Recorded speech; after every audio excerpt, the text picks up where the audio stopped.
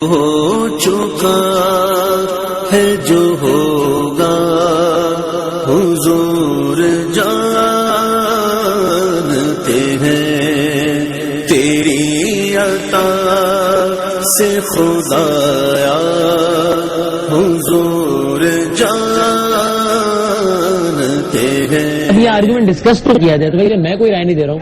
تو جن صاحب نے مجھے کہا تھا کہ آپ کی کوئی لوز بال میں نے پکڑی تو میں یہ کر دوں گا, میں دیکھیں میں اپنی کوئی بات نہیں کہہ رہا, میں آپ کی بات سے ایسی بہت ڈر گیا ہوں, لیکن آرگومنٹ ہے جو ڈسکس ہو رہا ہے اس پہ بات کر رہا ہوں. تو میں نہیں آپ سے آغاز کرنا چاہتا ہوں. لوگ یہ کہتے ہیں, کچھ لوگ یہ کہتے ہیں تو میری لوز بال پکڑی گئی تو کیا ہوگا, آپ جانے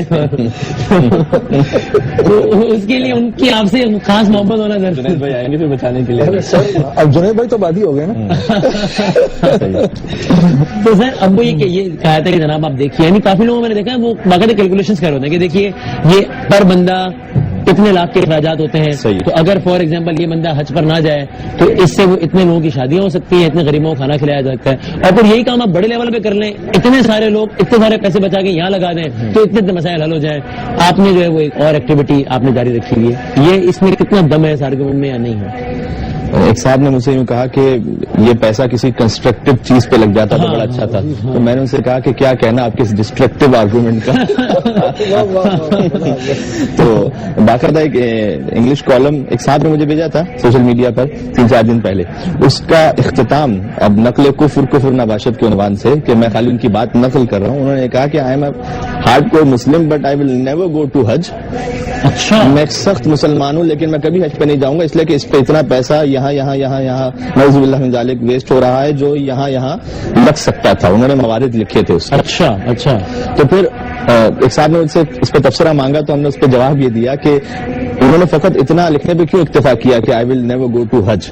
انہیں آگے لکھنا چاہیے تھا کہ I will never go to Dubai, I will never go to London, I will never dine in any restaurant. بھائی آپ کی کمر حج پہ کیوں ٹوٹ رہی ہے؟ آپ کو شادیاں اسی طرح سے کرنی ہے, لوش طریقے سے, عیاشیاں اسی طریقے سے کرنی ہے, تفریح اسی طریقے سے کرنی ہے, بس جو کچھ کاٹنا ہے وہ یہاں سے. اس آرگومنٹ کو لوگ اور جگہوں پر بھی اپلائی کرتے ہیں. مثلا ابھی چونکہ ظاہر قربانی کا بھی یہ ہے موسم, عید قربان ہے, کافی لوگ جو باقاعدہ ایک اسپرٹ کے ساتھ کرتے ہیں سارا کو, وہاں بھی آرگومنٹ دیا جاتا ہے. مطلب میں خود ایک ایسی محفل کا حصہ رہا جہاں پر یہ آرگومنٹ دیا جا رہا تھا کہ آپ اگین کیلکولیشن سے, تو لیکن اب اس گلی میں 8 لوگ قربانی کر رہے ہیں اور ایک جانور اوسطاً اتنے روپے کا آتا ہے. اگر یہ سارے لوگ اس سال قربانی نہ کریں, چھوڑ دیں قربانی, تو کیا ہو جائے گا؟ اور ایک پیسہ پول ان کر کے اس گلی کے سیوریج کے مسائل ایک سال کے لیے حل ہو سکتے ہیں اتنے پیسوں سے. تو یہ لوگ یہ کیوں نہیں کر لیتے؟ تو جنید بھائی کی جانب سے ایک جملہ میں یہ بھی کہہ دوں, اس پر یہ بھی ایک بات ہے کہ وہ جو کہہ رہے ہیں کہ اس بار قربانی نہ کریں, تو کیا خالی مسئلہ اس بار ہی ہوگا؟ اگلے سال کوئی اور مسئلہ ہوگا, تیسرے سال کو تیسرا مسئلہ ہوگا. تو قربانی نہ کریں, اس کا مطلب یہ ہے کہ آپ اس سلسلے کو پھر نکال دیجیے. آپ یہ نہ کہیے کہ اس سال نہ کریں, پھر ہر سال کوئی نہ کوئی مسئلہ کھڑا ہوگا. پھر آپ پھر نعوذ باللہ من ذالک کیا کہیں گے؟ حج جیسی عبادت کو آپ مختصر کرنا چاہ رہے ہیں, ختم کرنا, کیونکہ مسئلہ تو ہر سال ہی ہوگا. بچہ پیدا ہوا عقیقہ کرنا ہے, تو بہت سے احباب یہ کہتے ہیں عقیقے کی رقم کسی غریب کو دے دیجیے, اس کا فائدہ بھلا ہو جائے گا. جبکہ وہ جو اس کے اندر جو مصلحت ہے وہ یہ ہے کہ عقیقے میں جب جانور کا خون بہے گا, دعا کا ہے حصہ عقیقے کہ وہ اس جانور کے خون کے بدلے اللہ اس بچے کے خون کو محفوظ رکھے گا, اس خون کے بدلے, اس گوشت کے بدلے اللہ اس کے گوشت کو محفوظ رکھے گا. تو اب آپ جب یہ پیسے دے دیں گے وہ نیک کام تو ہو جائے گا, لیکن وہ جو مصلحت تھی وہ اس عقیقے ہی میں تھی. یا خدا حج پہ بلا کہ میں کعبہ دیکھوں,